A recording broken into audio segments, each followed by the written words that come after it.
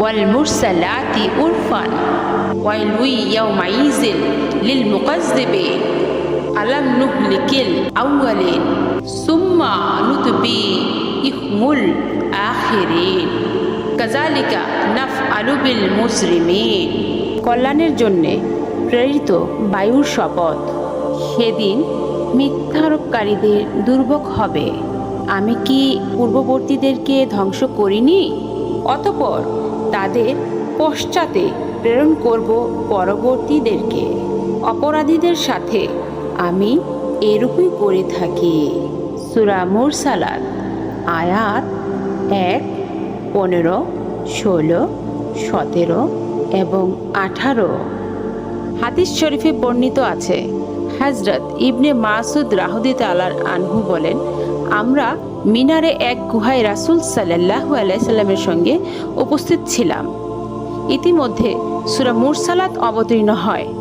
রাসূল সাল্লাল্লাহু আলাইহি সাল্লাম এই সূরাটি আবৃত্তি করতেন আর আমি তা শুনে শুনে মুখস্থ করতাম।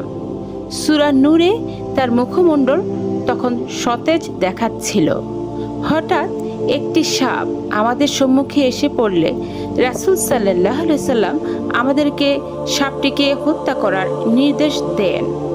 আমরা সাপটিকে মারার উপক্রম করলে সাপটি দ্রুত পালিয়ে যায়। রাসূল সাল্লাল্লাহু আলাইহি সাল্লাম তখন বললেন, তোমরা যেমন তার অনিষ্ট থেকে নিরাপদ রয়েছ, তেমনি সেও তোমাদের অনিষ্ট থেকে রক্ষা পেয়েছে। এই হাদিসটি আমাদের অন্তরের সাপ তথা হিংসা, ক্ষমতা লিপ্সা, প্রতিহিংসা ইত্যাদি মুখোমুখি করায়। বাংলাদেশ বা বিশ্বের বিভিন্ন দেশে রাজনৈতিক দলগুলো প্রায়শই একে অপরকে শত্রু হিসেবে বিবেচনা করে। এমনকি এমন অবস্থাও যখন কোনো পক্ষ সরাসরি ক্ষতি করছে না, সেখানে এই হাদিস আমাদেরকে বলছে, যদি কেউ সরাসরি অনিষ্ট না করে তাহলে তার বিরুদ্ধে সহিংসতা বা বিদ্বেষ ছড়ানো ইসলামিক দৃষ্টিকোণ থেকে গ্রহণযোগ্য নহে। একসাথে এক গুহায় অবস্থান, একসাথে বিপদ মোকাবিলা, এটাই নির্দেশ করে বিপরীত মতের মানুষগুলোর সঙ্গে শালীনতা ও সংযম বজায় রেখে চলা উচিত।